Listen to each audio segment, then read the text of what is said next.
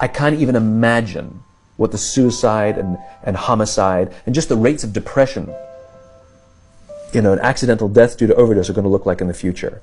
It's going to reach epidemic proportions. It's already, the statistics are already alarming, and yet nobody's sounding any alarm bells. Parents have to intervene. We have to stop giving our kids free access to social media and phones at young ages. They are not ready for it. Their minds cannot cope with the dopamine. They can only have it up to a certain hour, and you take it away. They're children. You can take the phone away. We've got to intervene as parents. But as companies, we now have to deal with the influx of kids that are coming into our companies with addiction. Watch, I see it all the time. Walk through any office.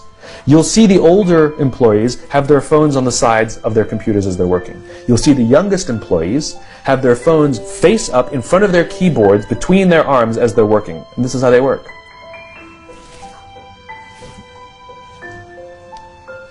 And the science is alarming. They did experiments on mice where they did the multitasking. They put flashing lights to mimic going from the computer to the cell phone, the computer to the cell phone to the TV.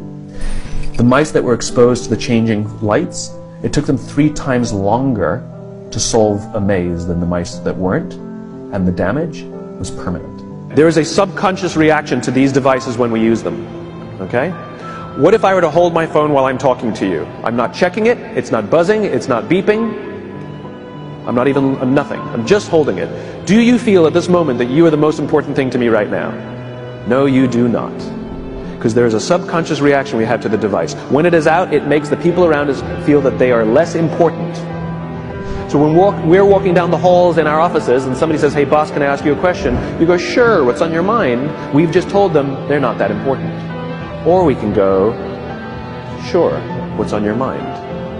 And if you don't have a pocket, find a shelf, put it on the shelf, come back and say, sure, what's on your mind? When we show up to a meeting, or a lunch, or a dinner, with our colleagues, our clients, or our friends, or our families, and we put the phone on the table, we have announced to everyone in the room that they are not that important to us. And by the way, putting the phone upside down is not more polite.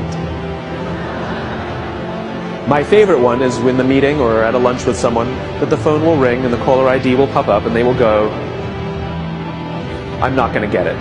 Oh, so magnanimous! Oh, lucky to eat with you today. Or they could just put the damn thing away. You can tell how addicted we are. When somebody pulls out their phone when you're with them, how uncomfortable does that make us feel? You're walking down the street with someone, they pull their phone out. We feel stupid, so what do? We pull our phones out. We're so addicted. Somebody goes to the bathroom when we're at dinner, and what do we have to sit there by ourselves? God forbid we should look around the room for 5 minutes. We pull our phones out. Meetings. Awful. What do we do when a meeting happens, right? Everybody's sitting waiting for the meeting to start. Bob's running a few minutes late. Bob's here? Okay, start the meeting. Do you know when relationships are built? All that in between time.